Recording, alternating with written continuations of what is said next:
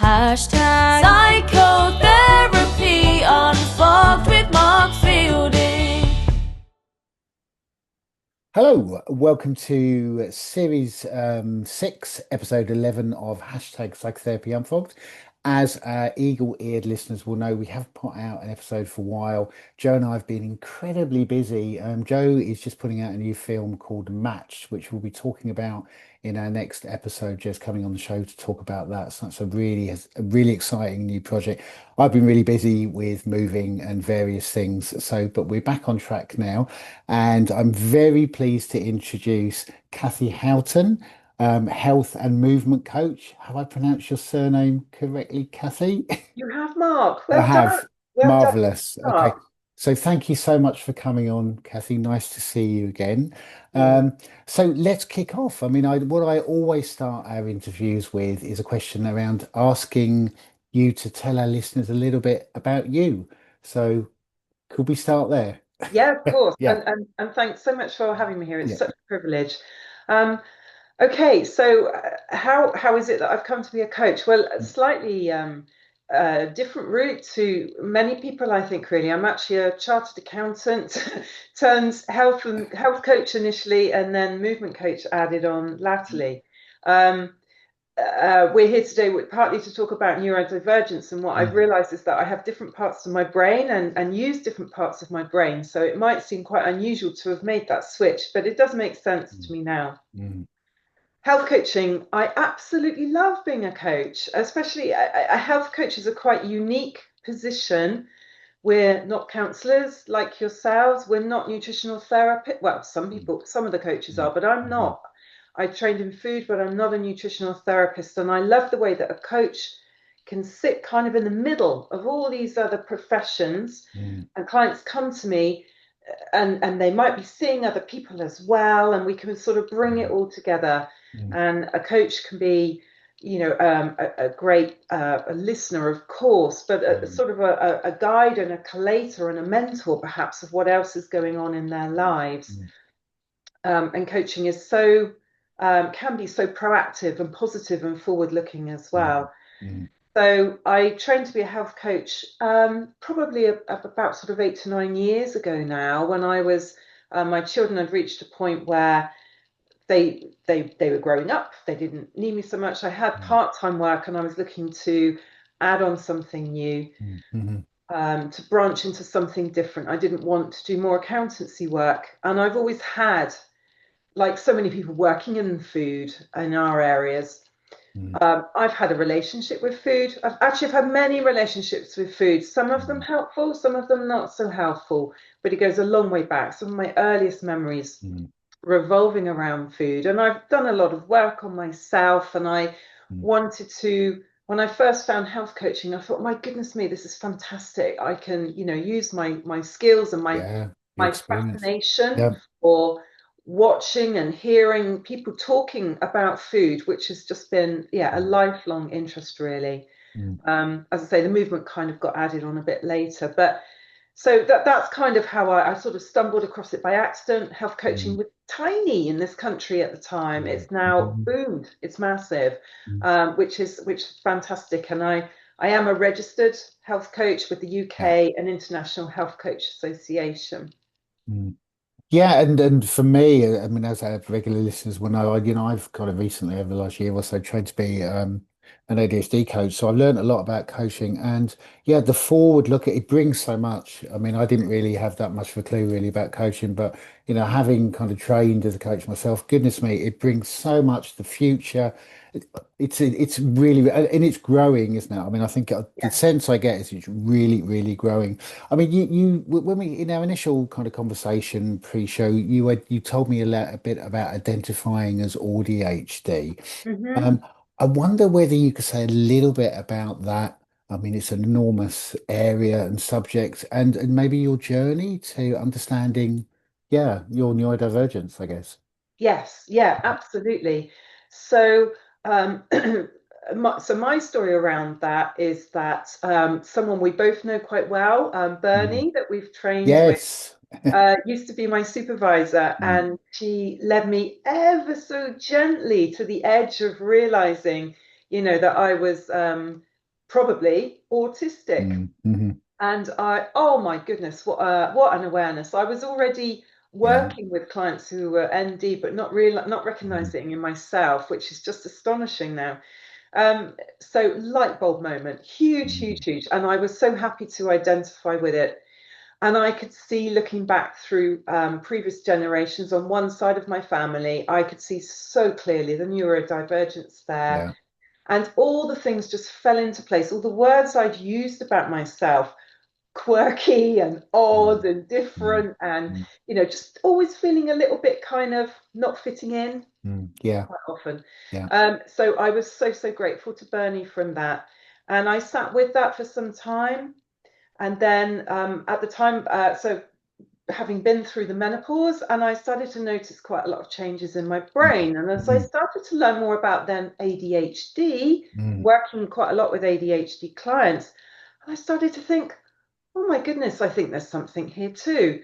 So mm, basically, I decided to get myself diagnosed. I felt it was important for me working with the clients. mm, I know not everybody wants that diagnosis, and I have some mm, issues with the labels that we mm. use, but Yeah. I did want to know for myself, am I or not? It just was important to me. Mm, mm, So I did get myself diagnoses of both um, very early. I think it was yeah, so almost 2 years ago now, I yeah. guess. Okay.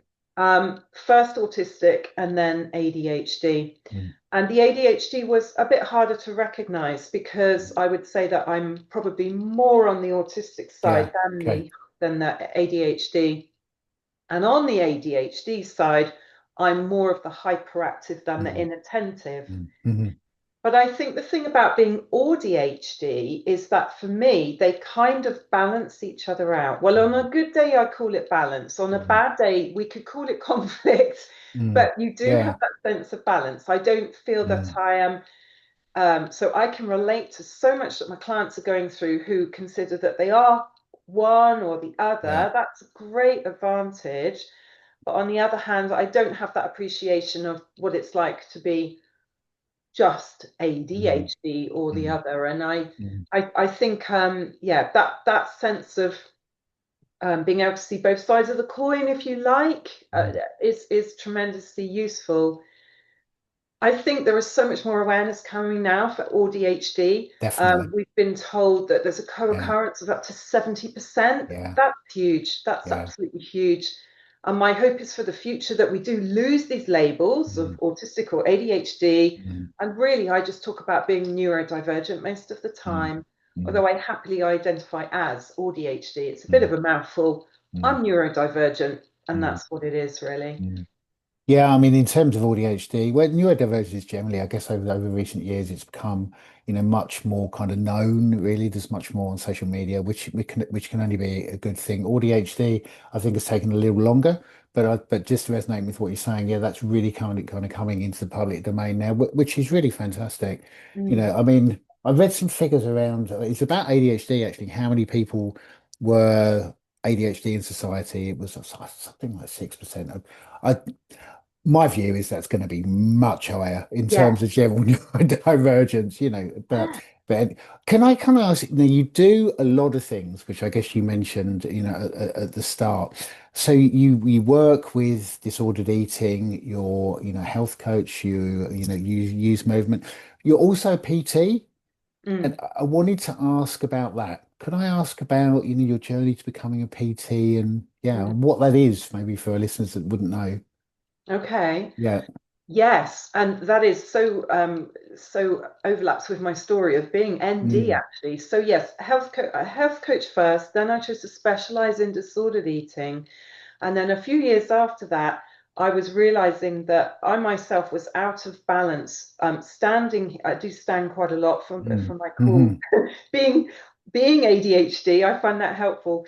mm, And I realized that I was literally too sedentary. I felt mm, completely out of whack, mm, and I mhm. realized I needed to make a change. I also was seeing it the same clients, and doesn't it happen so often, Mark, that what you see in your clients is a reflection of what's going Oh, on in yourself? so true. Oh Yeah. my goodness, Yeah. synchronicity. Yeah. So we'd come through COVID by this point, and we were all so sedentary. Yeah. And I True. was just sensing in clients that if this movement, see, I used to think it was all about food, Mm, that the key to sort of better health, better mm, well-being. But I don't, I mean, yes, it's massive, but I don't think we have given enough emphasis to that general daily movement. no. Agree. That can be exercise or not. Anyway, so I decided to train as a personal trainer to kind of bring some balance, Mm, to bring a new element to my coaching. And for me as well, I wanted to mm, move. So mm, I am a personal trainer. I don't really call myself that because actually, so I do have some personal training clients, but actually it's the movement coaching, i.e. yeah. talking about Yeah. with clients trying to integrate daily movement into their Yeah. lives. That's Yeah. actually what lights me up more. Mm, And I think the missing piece of the jigsaw in so many cases. mm, mm, So that's kind of what I do. I am all online, and personal training most definitely does have its mm, limitations mhm. for that. Absolutely, you can't. I have turned away clients, difficult cases. There are definitely people who want to get moving with exercise, but need that face-to-face contact Mm, or help, a mm, physical mhm, help.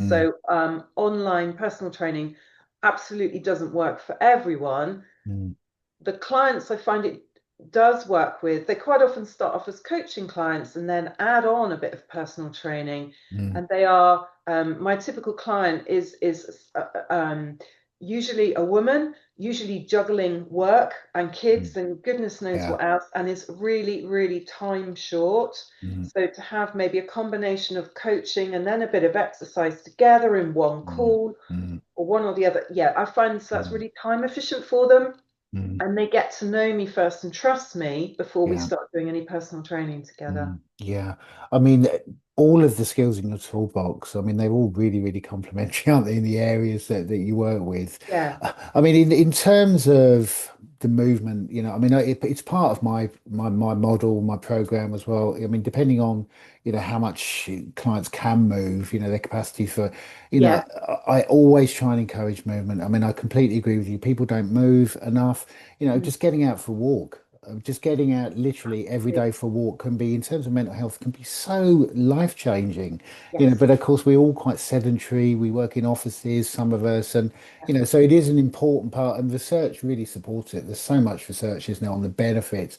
There's absolutely. many, many benefits, of exercise.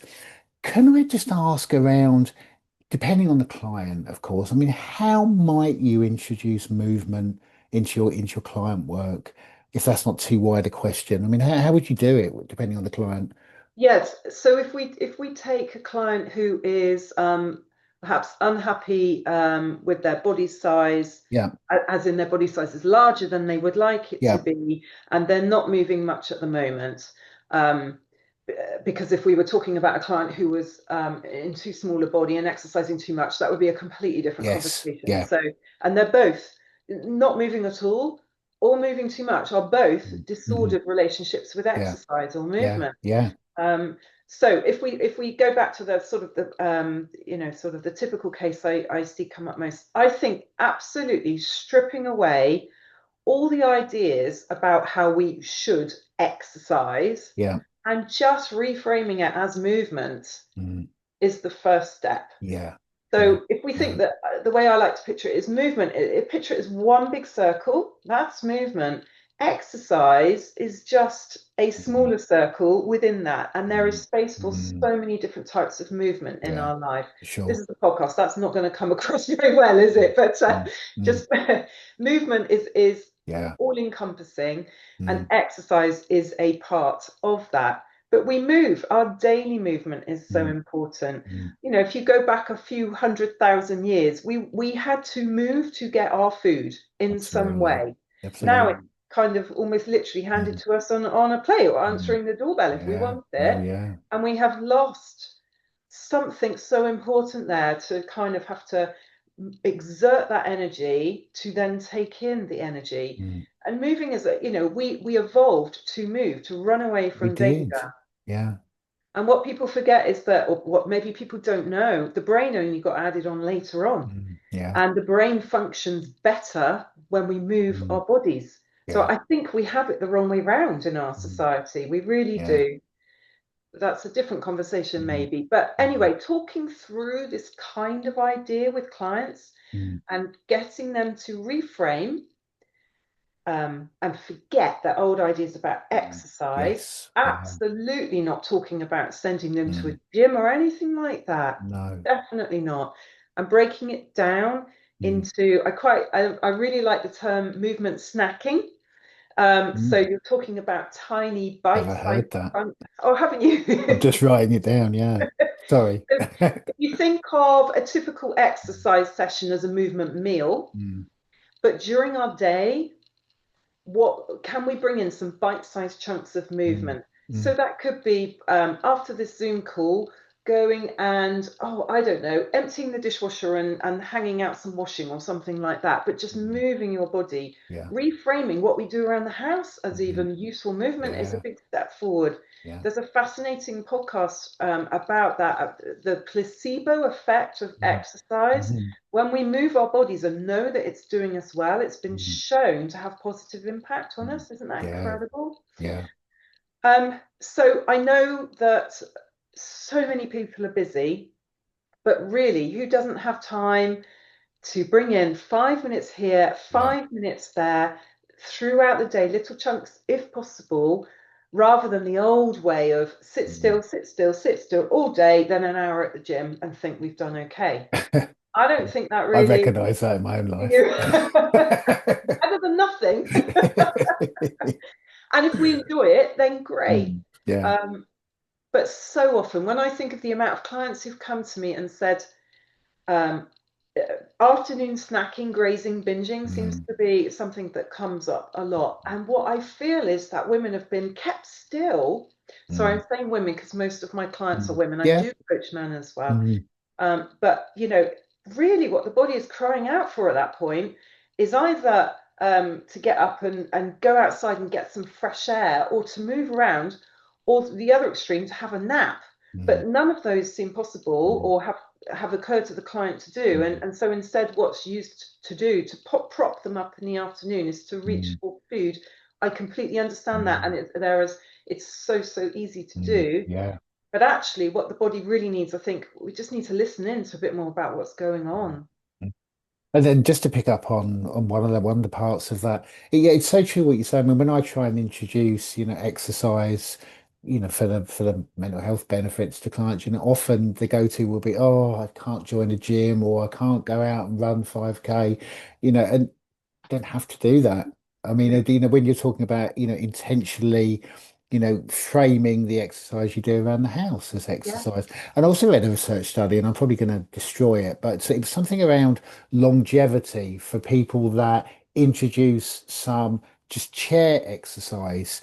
And the study said that in terms of longevity, people could, even just with that small amount of kind of exercise introduced, people can improve their life expectancy by something like 10 years.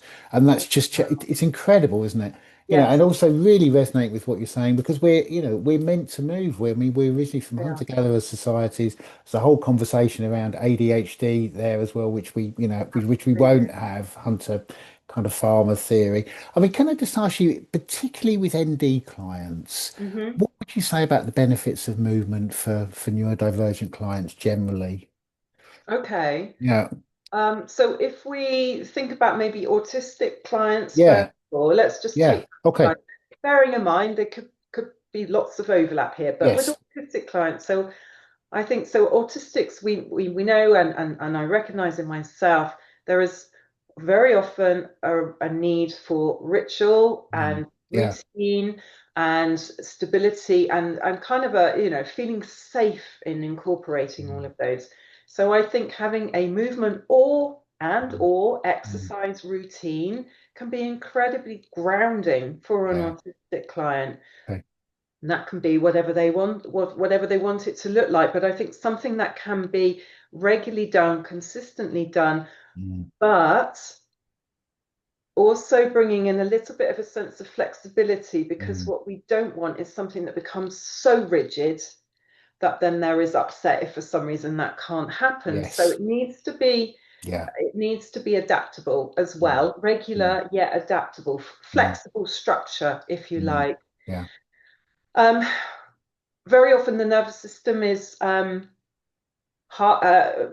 overstimulated. Yes. I find Yeah. actually in both autistics or neurodivergence, but there is Yeah. something I've had so many autistics talk about the benefits of yoga Mm, being so calming mm, and bringing in maybe a sense of grace and a sense of wonder about the different mm, shapes you can make with your body. yeah. I think it's, again, just based on Mm, experience, but mm, I maybe ADHDers find that mm, kind of calming movement a little bit more mm, difficult. But for mm, autistics, particularly those who have pushed their body a lot in the past, mm. I think to now bring in a sense of, gosh, look what else I can do with my body here and how Yeah. grounding that can Yeah. be. Yeah. I mean, I guess being in the body.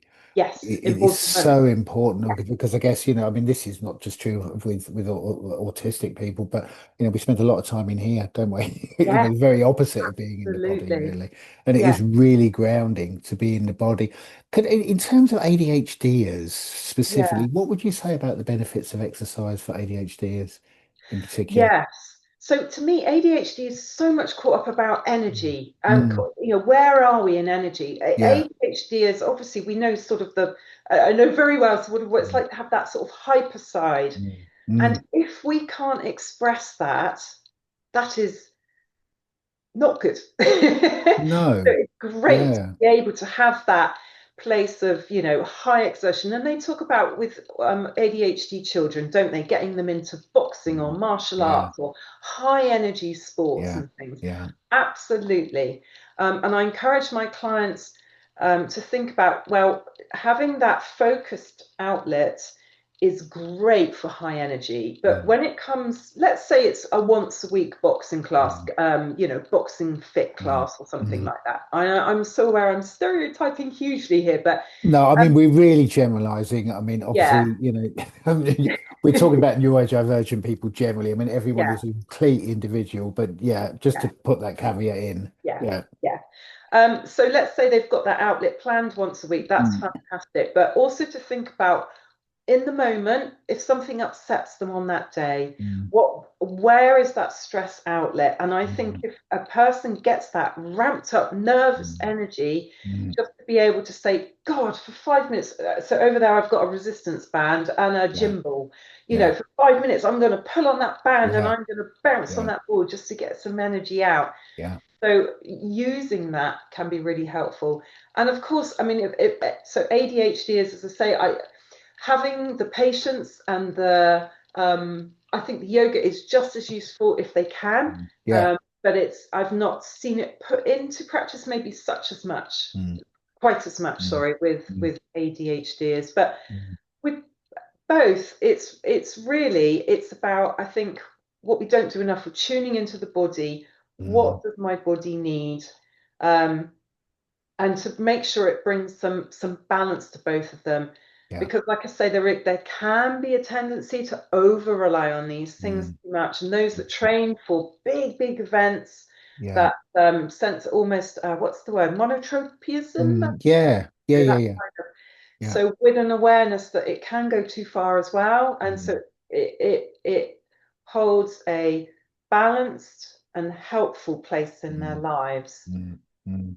Yeah, having the flexibility is important. I mean, I just look at my own life, and yeah, I think I've been guilty of that I've always used exercise, not intentionally when I was younger, and then as I've learned of the benefits, through kind of, research and stuff, more intentionally. But yeah, I've been guilty of that, really being very, very fixed that I must exercise.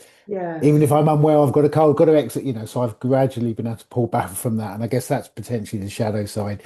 It's Yeah. so beneficial that I guess it's very easy to get very fixated on the fact I've got to do it X amount Yeah. of times, Yeah. and there has to be some flexibility, hasn't there? We're human beings. Absolutely. Every day is I mean, different. Yeah. I know myself that I've noticed I feel very different after doing different types of exercise Yeah. or movement. So, Yeah. for example, if I do I've got some weights here. I don't go to Mm, a gym. mm, Most of my stuff is here, mm, and so when I've done my weights, I feel in my body so mm, different. I literally do feel I feel the cortisol surge. I feel literally Yeah. a bit pumped up. Yeah. My husband's commented on it before Yeah. about how different compared to if I do some yoga. Mm. So whilst overall in the week I have a kind of a loose, I do Yeah. have a kind of a routine, but I Mm. have learnt to kind of mix and match what I Mm. need, what Mm. I want from my movement, what I think my Yeah. body needs, Yeah. depending on. So for example, Monday morning, if I've got a really busy week coming up,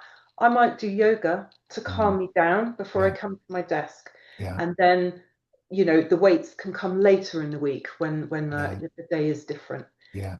Yeah. So I think I think we're starting to recognise there's a lot of talk about listening to your body around food. Yeah. I think we need to bring that in for movement as well. Yeah. I mean, I guess with the movement, it's predicated really on being able to check in. I guess just to have a look at what your body needs rather than just, kind of blindly fitting into, Yeah, a routine that's been created. I mean, I'm the same. With me kind of stepping back from, the regime of going to the gym 3 times a week, sometimes if I wake up and I'm tired, I just go for a walk. I mean, I'm lucky I live near a lot of nature and yeah, sometimes a gentle walk through a wood. I mean, not, or park, it doesn't have to be, a wood. I come back and my whole mental state is changed.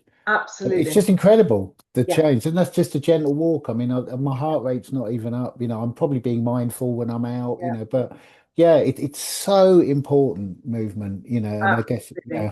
yeah, And that, yeah, the point that you made there about we can't all get out into nature, but we can all get mm, out into fresh air. I we think that's can. something we do, yes, there's a lot of research around it, but Mm, we maybe don't talk about it with clients enough. mm. It's just the benefits of the fresh air as Oh, well. And sometimes even sure. just stepping outside your back door and Yeah, maybe having a stretch, yeah, if that's the yeah, best you can do, or if you're standing on a yeah. balcony or something, fantastic. We all feel better after that. Yeah, I mean, even just yeah, exactly. Just going into the garden or going out on the front of the house if you haven't got a Yeah, garden, it just switches something, doesn't it, in the brain? Getting some. I mean, absolutely. even if it's there's a whole thing about sunlight, of course, but even if it's Yeah, winter, just going out, getting yeah, some breath air, being in the flow of life. I mean, it's yeah, so important for mental health. yeah. Can I ask what are your kind of? Well, I guess you've already answered it a little bit, but your go-to self-care strategies. I think let me just ask that, but I think you've covered it a little bit already, haven't you? I mean, what do you tend to do to What in to terms look of up in movement? terms of movement? Yeah. Okay, so where I'm at now, and it's taken quite a while to get to this Mm, place, but I do genuinely love what I do now, and I do have that variety over the week. mm, I've mhm, realized where I've come from was so not beneficial mm, to me. So I have a kind of I follow some yoga people online. mm, And I also once a week go to an in-person yoga class because I think Great. that connection, actually to be part of a class, is so Yeah. important. Yeah. Yeah. I love a park run Mhm, on a Saturday morning. Again, that sense of community. That yeah. I did one last Saturday, looking at the Mm, fancy dress costumes and mm. everything. Absolutely. Oh, I should just say it's almost Christmas. If anyone's listening to this in July, they're going to wonder what on earth I'm talking about. But so again, it's a fresh air, charity, Mm, volunteers, mm, community, mm, wonderful. mm, So getting out to yoga, getting out to park run are the two things I do out and about, other than walking. Like mm, yourself, I'm lucky enough to live near mm, nature. mm. Other than that, I tend to have a morning routine, and it will either be movement or exercise in the way I've just Yeah. been describing, depending on what my body Mm, needs. I do try and exercise over the course of the week. I will try and make sure I've covered most parts mm. of the body Yeah. in different ways. Yeah. Yeah. Um, there used to be a sign, I've talked about this with clients, that there was a sign at my dentist, my old dentist for many, many years, had a sign up saying, you don't have to brush all your teeth, just the ones you want to keep.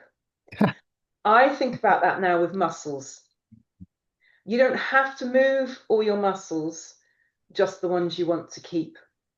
And so over a week, I would like to think I do some upper body, I do some lower body. That could be weights, that could be yoga. Just to really mix it up and think about. It stops me getting bored. I'm ADHD. I don't want to get Yeah. bored. Yeah. Um, but the autistic part of me, I Mm, get up, I move. It's as mm, simple as that. mm, I'll do that on holiday. I'll do it on Christmas Day. I'm a bit Yeah. like Yeah. My family, we have a bit of a standing joke. I'm a bit like a dog that needs to be walked, Mm. that dogs don't turn off the need to go out on Christmas Day. No. And I think that's what we need to think about. Why should all Mm. these things stop? Mm. We need Mm. to move. We benefit Mm. from, our Mm. brains Mm. benefit from moving, our bodies benefit from moving. Mm. So moving is a part of my life. Mm. And I've, had to create the balance so it's not too much, not too Mm. little, Mm. and to find that place. But it has taken time, has been a journey. Yeah, and I guess with ADHD is again, I'm kind of generalizing, but it's often good to have a toolbox. I think, to have maybe just like you do, really, to have a few different choices of Yes. exercise to avoid boredom, Yeah. really. Yes. Yeah. So to have it to think, well, what can I do today? I went for a walk yesterday. Maybe I'll do some weights. Maybe I'll just to Yes. make it interesting. Absolutely. Yeah. And I think ADHDs in particular, I think they have such deep intentions to get started with exercise. Yeah. Yeah, the smallest barrier can put them Mm. off. So I Mm. think what we need to do is keep it really simple and Mm. really easy. And there's so much, sorry, I don't know if I'm allowed to swear, but there's so much It's crap out okay. there Yeah. about, oh, you need to do this, you need to Oh. sign up and you need to do umpteen minutes a day or There whatever. is. Yeah. But I think actually, our ability now to go online and find Mm. something we can do, YouTube or whatever, Yeah. look up anything, dancing for 5 minutes, Mm. anything Yeah. like that. We have so much access to these Mm. things now, and Mm. just keep it so, so, so simple. Yeah. Um, Yeah. the best exercise we can do for ourselves is the one we enjoy because it's the one we're going to stick with. I mean So, that is so true. I mean that is yeah. I guess if we're enjoying it, then I guess there's the reinforcement, and just to share. I mean, I follow quite a lot of online on Instagram, quite a lot of health influencers, and some of them are quite good, and then others maybe less so. And I just as someone who kind of and I guess people consume that information as I do. Sometimes it can be really confusing. yeah, One person will be saying one thing, another person will be saying another thing. And so it's really confusing, I think, if you're trying to get, information that's going to help you. So I think when you talk about keeping it simple, I think mm, that's probably really good advice, really. Just move, yeah, yeah, yeah. rather than kind of get set with all the different programs and all the kind of misleading advice. One person saying one thing, another person saying something else. It can be very confusing, I think. I mean, can I just ask if listeners want to get in touch with you for any of the things you do? And obviously, we'll put all your links on with our show notes and on our social media sites. How do they do it, Cathy? How do they get in touch? Okay, Yeah. thank you. Well, I do buck the trend a little bit. I'm not really on social media, Mark, Mm. at all. So Okay. I used to be a bit more than I am now. And Mm. I decided it wasn't doing me any good, and that No. wasn't the way that I was finding clients. So, Mm. Hmm. the best way to get in touch with me is either to go to my website where I have a contact form, and my Hmm. website is Hmm. blossomhealthcoaching.co.uk. Hmm. So you can contact me there, or my email address is Cathy at Hmm. blossomhealthcoaching.co.uk, or you can find me on LinkedIn. That's the only Okay. other place I am now. I have never desired to be part of the sort of Mm. wellness world out there. Mm. I Mm. can't shout that loudly, and I have no desire Mm. to. So Mm. um, it's really a question of sort of using one of those like channels I just mentioned, really. Yeah, definitely. And as I say, we'll put all of the information on our social media sites Thank and you. also on with along with the show notes. That we're kind of approaching the end, Cathy. I just wanted to ask, is there anything that you would like to say that I've not given you the opportunity to talk about? Um, I think we've had a really good conversation about neurodiversity Mm. and movement. Hmm. I guess there's a couple of other things I maybe wanted to say, just a bit more about that coaching in general, or approaching a place where we have sort of that. I mean, we've come together through our training around Mm. disordered eating, Yeah, haven't we? we have. Um, but I think over the years, I've sort of started to recognise that again, it's not all of clients might come to you about food, but it's most Mm. definitely not all about the food. And No. other aspects of my coaching that have emerged over the years are firstly, I think sleep is absolutely fundamental Yeah, to agree. our sense Yeah, of well-being and yeah, how yeah. we can move. Because if we're not sleeping, we're not really going to want to move. No, true. So paying some attention to that, and also connection, I think is so Yeah, important as yeah, well. Movement can help you connect with yourself, mm, with your community, and with your environment. yeah, And for, as we said, so many of our clients are so busy, so stressed.